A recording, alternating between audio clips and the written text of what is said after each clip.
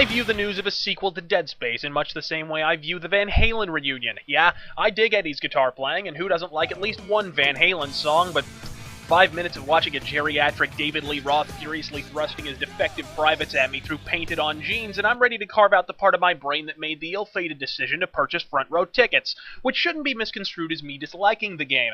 Dead Space 1 had a certain ominous, oppressive sci-fi horror atmosphere that has been lacking in modern games since the release of System Shock 2. Mind you, Dead Space isn't fit to hold System Shock's cyberpunk jockstrap, but taken on its own terms, the game was an enjoyable, if somewhat vapid and predictable zombie shoot-'em-up that I can't in all honesty say that I hated. If all you were looking for were your standard cheap jump-out scares and conveniently timed power outages followed by obligatory monster swarms, then Dead Space 2 will be the perfect complement to your collection of Madden and Call of Duty sequels. So what's changed here? Well, at first glance, not fucking much, as Dead Space 2 seems to find common ground with Cher's plastic surgery in the seeming insignificance of the gradual tweaks over time, stacks up to the extent that you can't quite put your finger on the precise moment she went from a hot woman to a transvestite from outer fucking space.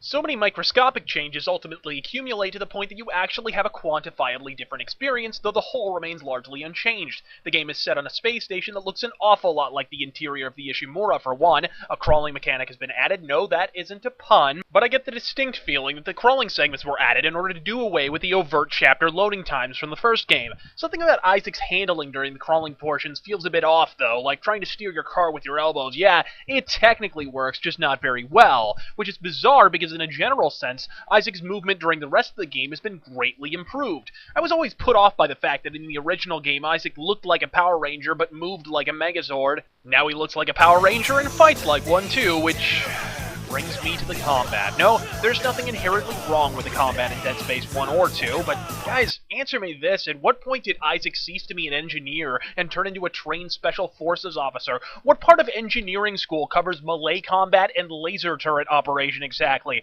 Wasn't the whole point of Dead Space supposed to be that Isaac wasn't a trained soldier? Wasn't that part of the feeling of helplessness and isolation, to say nothing of the fucking jetpack segments? Did I take a weekend course over at the Learning Annex to learn how to fly around like the Rocketeer without smearing his amnesic brains all over the suspiciously long monorail tunnels? A lot of call for that kind of thing in the engineering field, is there? I mean, I have a family member who's a NASA engineer. His greatest work hazard is a second-degree burn he acquired from inadvertently dousing his crotch in fucking Folgers. But I suppose Ike's unexplained combat prowess is necessary because every fucking enemy in the game is part cheetah. I'm not against fast enemies per se, but why does every zombie and zombie-like creature in modern horror games have to be a fucking Olympic-caliber sprinter? Apparently death doesn't slow you down, it just turns you into Carl fucking Lewis. That seems to be one of the truly pernicious design flaws pervading the horror genre as a whole. Designers are so preoccupied with dreaming up enemies that are hard to kill, they don't focus enough energy on what is actually scary. Steady yourself on the boardroom table as I reveal this fundamental truth to you, EA. Strong enemies aren't scary, they're just hard to kill. As in the previous slab of mediocrity, Isaac doesn't have any guns, he just has lots and lots of mining tools. Anybody out there watching this video happen to be employed in the mining profession? Yeah? Well, maybe you can explain to me the practical application of a grenade launcher, an assault rifle, and a flamethrower from a prospector's standpoint. But even if we achieve total synaptic shutdown long enough to actually buy into EA's ludicrous premise, then of course the question must be asked: why the fuck not? We've already established that a savage roving murder cult led by John Travolta caused innumerable deaths aboard the Ishimura, so at what point do the mining companies stop tooling up in the literal sense and tool the fuck up in the figurative sense? Forcing myself to give even 1/16th of a shit about this game's derivative plot was a Herculean effort. Nothing new there. I forgot everything about Dead Space 1's plot 5 seconds after I switched my console off, and Dead Space 2 was so by the numbers I felt like Donald in fucking Meth Magic Land half the time. Oh, and look, more QuickTime events. What a new and exciting game design concept! Horror games don't need tension, fear, and atmosphere. They need set pieces and frantic button tapping. Now, if you'll excuse me, I'll be in my living room tapping the A button like a deranged spider monkey with OCD and huffing paint, all the while contemplating the question of which action is actually obliterating more brain cells. To condense the whole of the game down to one statement is fairly simple. Dead Space 2 is more gory and less scary. As a matter of fact, I just flat out wasn't frightened or even remotely startled by anything the game threw at me, and I played this game alone, in the dark, at 2 a.m. I couldn't have been more susceptible to cheap scares at that point if I'd smoked a fucking dime bag and set up my TV in a haunted graveyard. This game isn't fucking scary. I suppose what might be defined as scares by the same middle school honor students who think Twilight is a vampire movie are your run-of-the-mill cryptic static-drenched flashback fare that throughout the game seems eager to set a land speed record for quickest time to wear out its welcome. But that's the bag of tricks that the erroneously titled Visceral Games pulls from ad nauseum.